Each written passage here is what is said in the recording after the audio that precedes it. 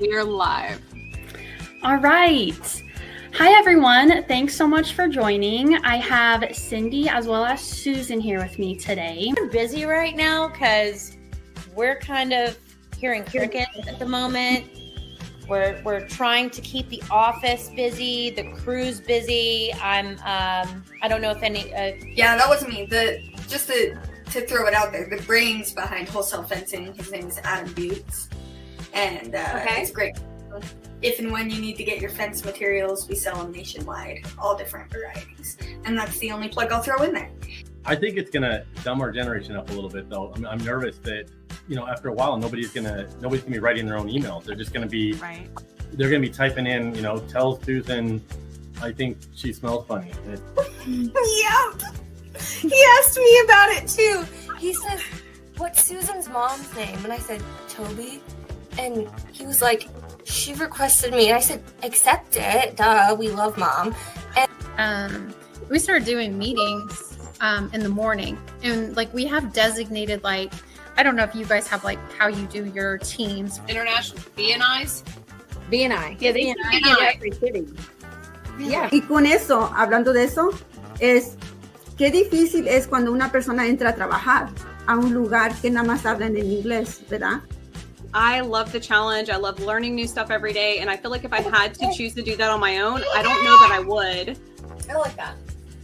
I will tell you, my husband and I, we just got into the digital world this last, in 2023. We were still handwriting, all of our lead forms, all of our, fence layouts, everything. I need my little halo on top of my head. Does that mean I need to put on my horns?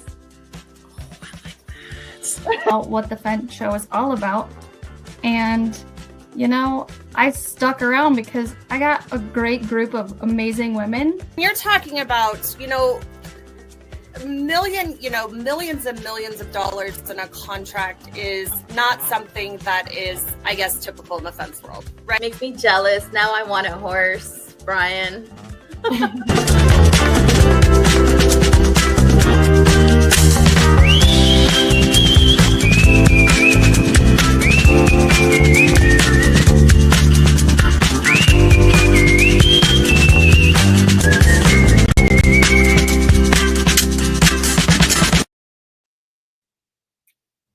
Well, hi, ladies. Welcome to the Women of FWA's Live on the importance of inventory management. Hey. How you guys doing? Pretty fantastic on this end. Kind of getting over a cold, so I apologize if I have to mute and cough every once in a while. No worries. What about you, Nikki? How are you?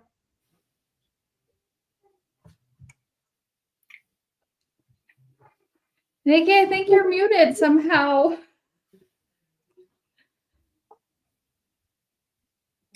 All right. Well, I've got Nikki Hage and Tiffany with me today. We're going to talk about the importance of inventory management and its importance in a fence business.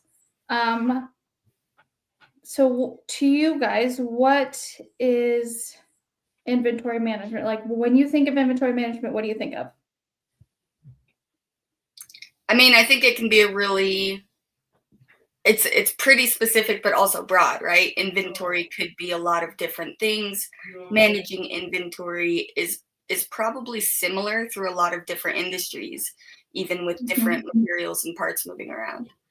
I myself don't have a world of experience in inventory in the fence industry thus far. But I have been gaining some inventory experience in a side hustle doing inventory tracking. So it's actually been perfect. So I would say it's kind of the process of knowing what's coming in, what's going out, where is the item that is on hand, what's it going to be used for, things like that, in my understanding. Yeah, it really is all of that. It's managing material tracking, stock levels, like you said, organization. It can be demand forecasting, do I have enough for a job of this caliber done in the future? Or it could be as simple as having some project specific levels. Like, I've got this job coming up in 2 months or whatever. I need to make sure I have all of these things, or what do I need to order to make that happen? Why is it critical for success? Do you guys know? Time is money. So Absolutely, if you're not forecasting, I work at a fence company. If you don't have materials, you can't do jobs. Period. Correct. So. It's also, you can also use your inventory management to avoid over ordering one specific item or having shortages of other items that could delay a project if you were out of them. Because what if it's a very specific item you have to get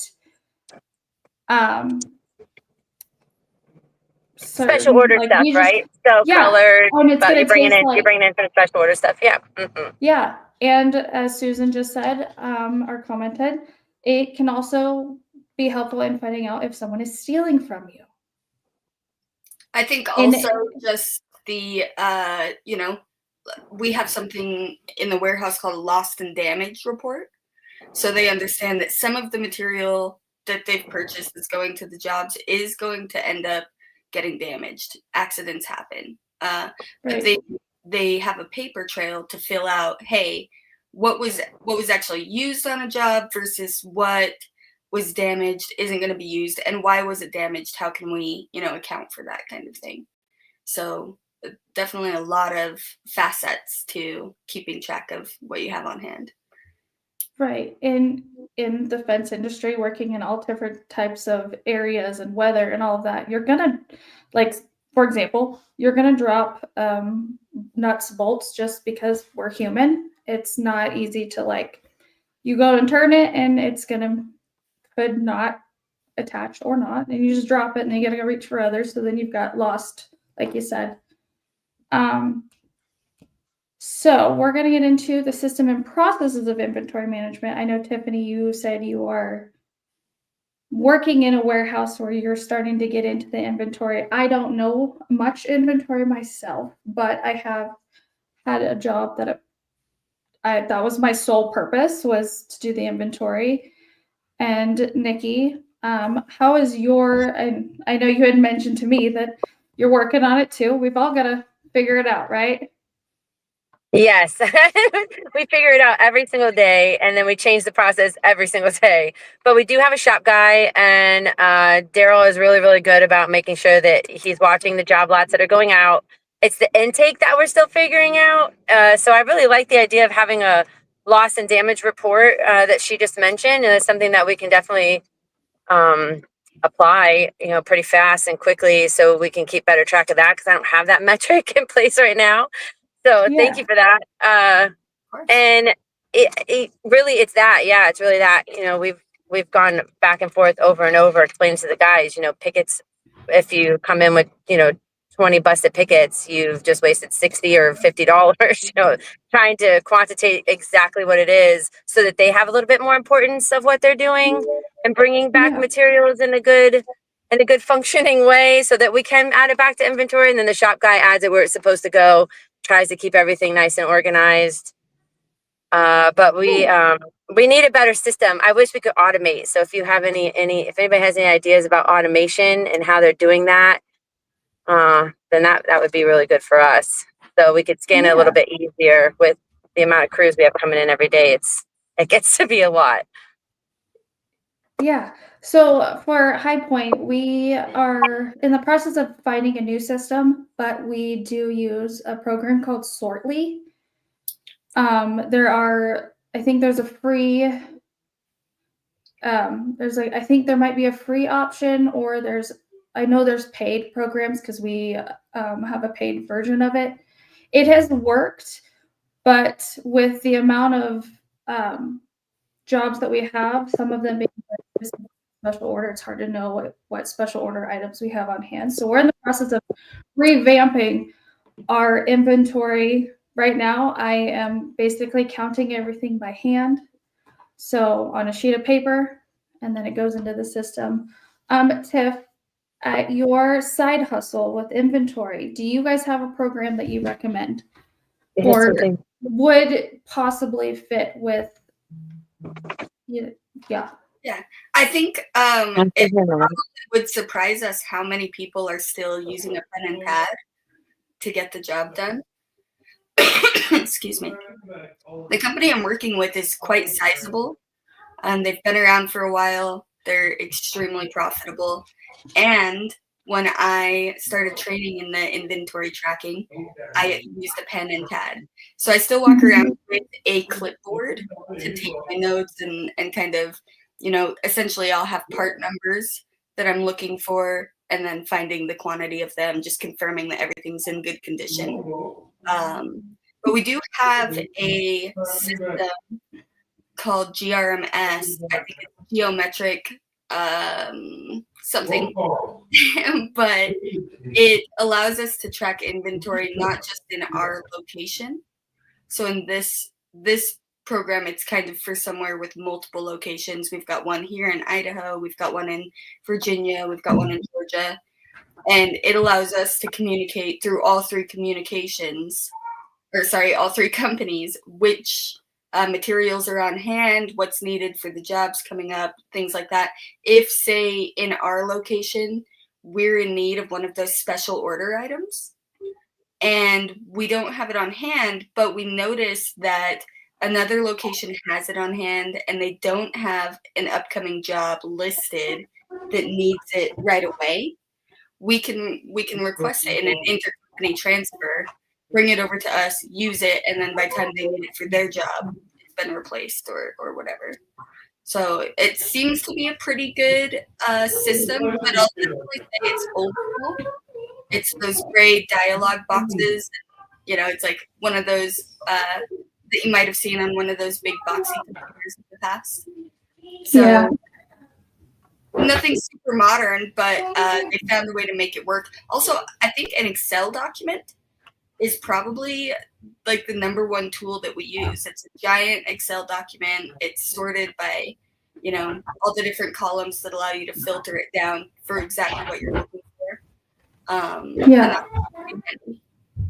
Yeah, Susan said that they used a Microsoft Business Central for SAS.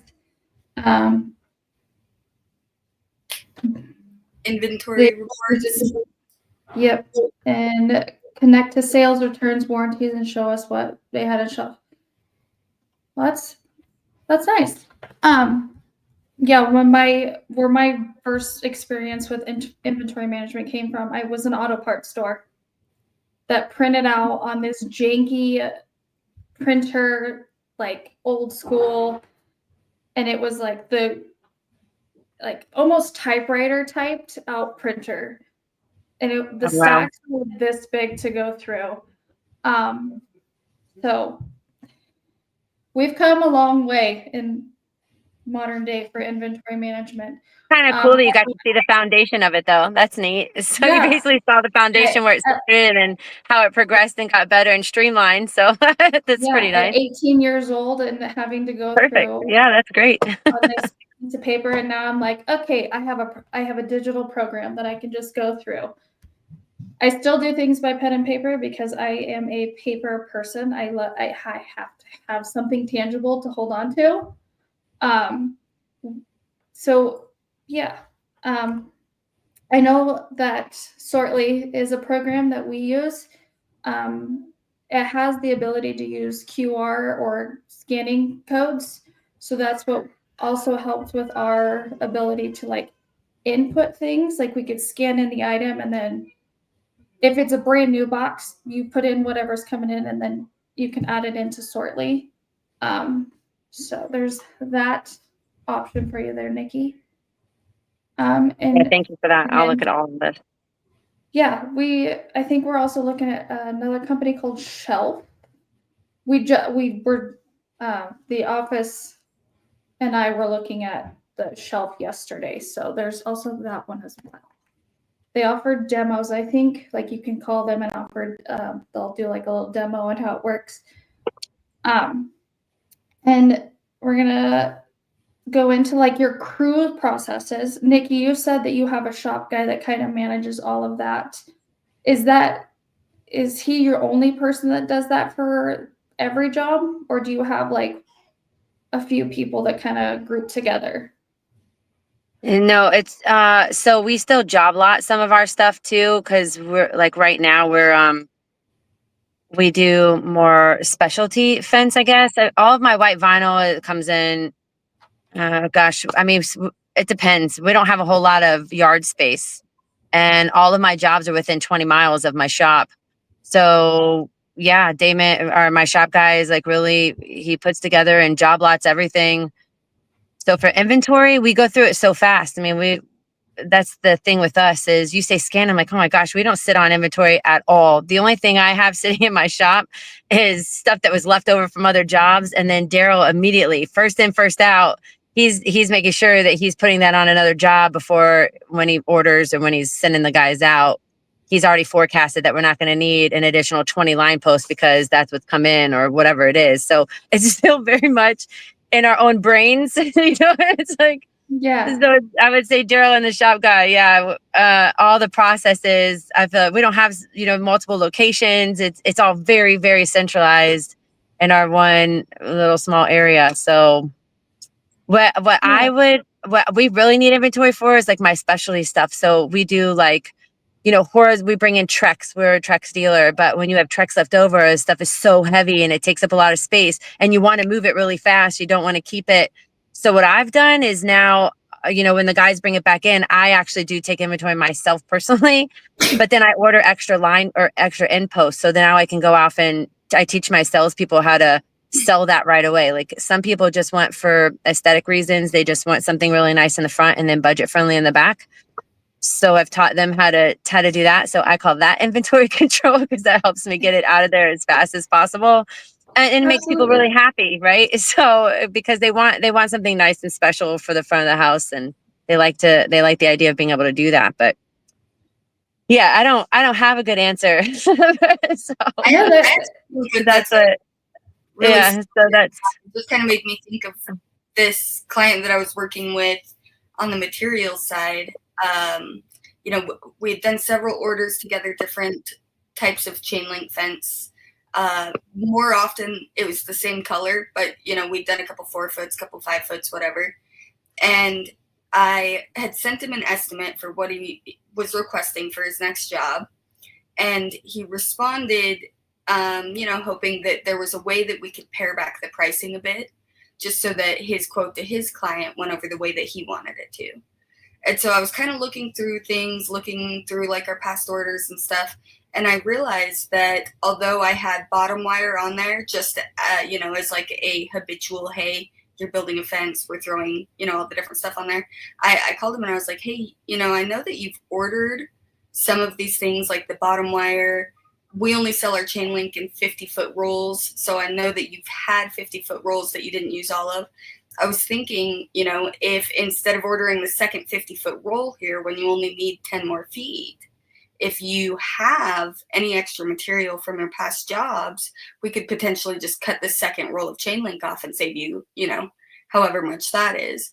And it was like an epiphany moment where it was like, yes, actually, now that you mention it, I have exactly what I need to take care of that and make it work out that way. And so where you were mentioning that Daryl, is that his name? yeah. Mm-hmm. No, Daryl's my husband. So he's the boss. Jack is the shop guy. Yeah. Where you were mentioning that as stuff comes back in, he, takes account of it. He organizes it back into the stock, but he does it in a way that he intends to send it right back out. I think that's kind of a critical point, because I think that potentially there's a good handful of fence companies out there who are getting started that aren't thinking about that yet. They bring back their truckload of extra materials and kind of throw it off in like this is our used pile. And then they move on with their lives until they're desperate for something and they do find it in the used pile. So I just thought that was a really good point that you brought up there. Yeah. And one of the comments was right on spot. It does help out with customers who maybe didn't have it in their budget. And now you're able to go out and go, you know what, I can do this at a discounted price and give you something, amazing and wonderful for your home. And they love it. So yeah, I love all of that. Yeah. And we all know the inventory will never be perfect. Like it is, I wish it could be perfect. You could start your business from the jump and have everything perfect, but we all know it'll never be. So I think, like you said, having someone that is there and this, maybe it's one person, maybe it's a few people, but dedicating roles to making sure your inventory stays within a reasonable, you'll have your, what's the word? Like you'll have, gosh, I can't think what it is, but like when everything the number you have, and then you have like three more than what you have, or three less, you're in within that like window of things. We call it a scrap factor. It's like a percent of over or under. Yeah. So I think having a person that, or people, a group of people that is dedicated to your inventory management is going to be helpful with inventory. With every business or venture, there are different challenges that come with inventory management. Like Nikki, she's got she does it by job lots. Tiff, you work in a warehouse that has 3 separate locations, and we do mostly commercial fence and gates. So our supplies are mostly commercial chain link, with the offhand that we have like a vinyl or an Ameristar fence. Those are our like special order items. So knowing your, like what your basis is around like your jobs, I think also helps feed into how you can have your inventory be manageable. Does that make sense? Definitely. I actually think that was something that makes a lot of sense, but I found it kind of, I don't know. I don't want to say like epiphany-ish, but I can't think of a good word, so we'll use that one. But where we, in the warehouse, the company that I'm working for is also building, so they're using parts to build. And where they do their jobs, they kind of number their jobs, right? So if I am told that we do have a piece of inventory on hand, but I go look for it and I don't find it in the location it should be, or in any, probably got put here instead location, then I can go to the database and I can look, okay, what are these upcoming jobs that we do have? Did somebody already snag this for that job? And I can find that, yeah, somebody came in, they signed it out. So as far as like crew processes, returning tools, equipment, stuff like that, we have a little tool crib area. And anyone that's going to come to take a tool or a little part, something that's, like would be the nuts, bolts, bands, things like that, they actually have to sign it out, because even though it's the little stuff, it does tend to add up. There was a story about a restaurant owner who did the math on, hey, restaurants all over losing their spoon. And turns out, after so much time, food is ridiculously expensive. All added up like that. I think they had fantastic background noise. I love it. I hear it, but I don't know if you guys can hear it. So I was like, well, just a little bit. I'm just glad I know where. I was like, I swear I don't even have anyone in my house. I don't know why. I can hear that while I'm talking, but now I know. Anyway, yeah, I don't know. It's just the way that they track not only what's going to what job, but then also the track of the little items that other people might be like, oh, it's just a bag of bolts, or it's just, they might just reach in, grab their handful and run on with their lives. They really believe that knowing where the penny goes tells you a lot more about where the dollar's going to end up. Right. So you were talking about nuts and bolts. Tiff, is there a way, like with your inventory, do you guys use anything when it comes to counting them, or is it coming in all in one? Like you're getting a box of 100, and when you're packing for jobs, are you packing it by box, or is it like specific numbers? Yeah, I mean, so typically we will kit out the job, right? We'll be like, here's the job, here's the requirements for it. Let's just get all of that together, send it over so that they have what they need. but because of that loss factor, damage, whatever, they might come back for extra parts or things like that. If they do, we count them out.